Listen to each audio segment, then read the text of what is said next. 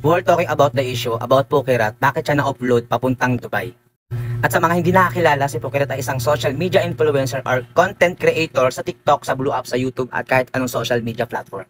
At si Pukirat ay isang ambassador ng isang Hera Glow at ang CEO ay si Miss Hera Glow, na isang content creator and social media influencer. And si Ma'am Hera ay isa sa mga tumulong kay Pukirat about sa issue na yun, sa pag-upload niya or upload niya pala sa Dubai. Ba't siya di siya nakaalis? At sobrang trending na nga ng issue na to sa iba't ibang social media platform. Mas trending pa siya kasi sa flood control. At ang reason kung bakit na-upload si Bakla Pilipinas to Dubai, kasi si Bakla ay nagkaroon ng issue about the gender mix. Yung kanyang passport is male, pero si Bakla cross-dresser. Hupak yung kilay, hupak yung lipstick, yung pilik mata, Latina yon. Alam naman natin ang Dubai ay isa sa mga Middle East country or Islamic country, which is dapat nire-respect natin yung kanilang mga policy doon. Dahil sobrang higpit nila when it comes to gender. Hindi sila discriminating pagdating sa LGBTQ, pero talagang mahigpit sila when it comes to identity. If you're a male, kailangan male yung itsura mo. If you are female, dapat female yung itsura mo. Di ba? At si Bakla ay may mga kaibigan na nagsasalita sa kanya at aware na pala siya na bawal talaga yung kanyang gustong mangyari, na para siyang si Sangre Mitena. Dapat papuputa ka ng Dubai, dapat kung male ka, mukha kang si Haggard.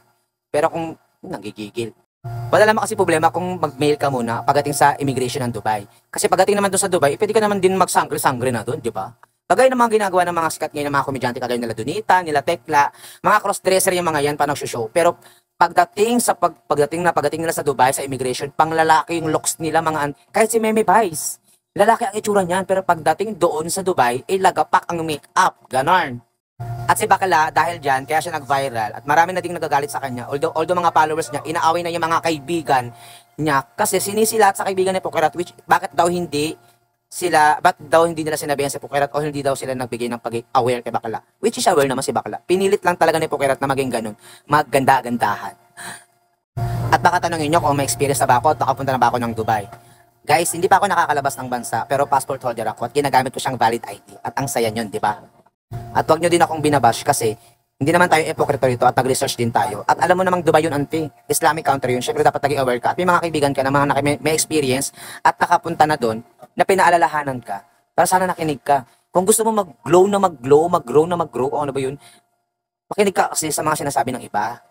Nakikinig ka pero hindi mo naman sinasaulo. At isa rin ako sa mga followers mo. Kung titignan mo, isa ako sa mga followers mo kasi bet na bet kita. Kaya gusto kong tinatama ka pag may mali ka. Kasi marami din dito na followers ni Pukirat pero hindi din naman talaga tumutulong sa issue, which is nakakadagdag pa. Naninisi pa ng iba na hindi naman pa nagbibigay ng statement si Pukirat, di ba? At itong si Miss Hera ata, may sama pa ng loob kay Pukirat.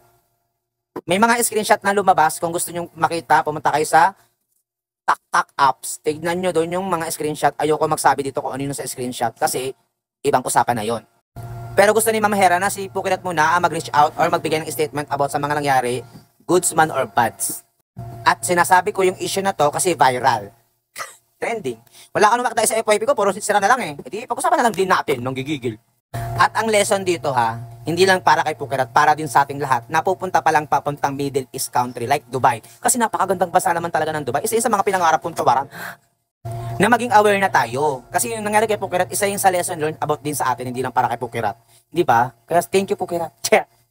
Kaya ang wish ko sana maayos na ni Pukirat yung issue na yan. So hindi yan big deal sa kanya, pero big deal talaga yan para sa iba kasi madaming nadadamay. At maraming feelings kagaya ni Ma'am Hera, feelings na hindi pa nahihilom dahil saktan din talaga yun kasi isa yun sa mga talagang inano ng mga bashers dyan. Kayong ano dyan nananahimik sa Miss Hera, bait-bait ng tao. Char. Yun lang. Bye. Punta ako Dubai. Char.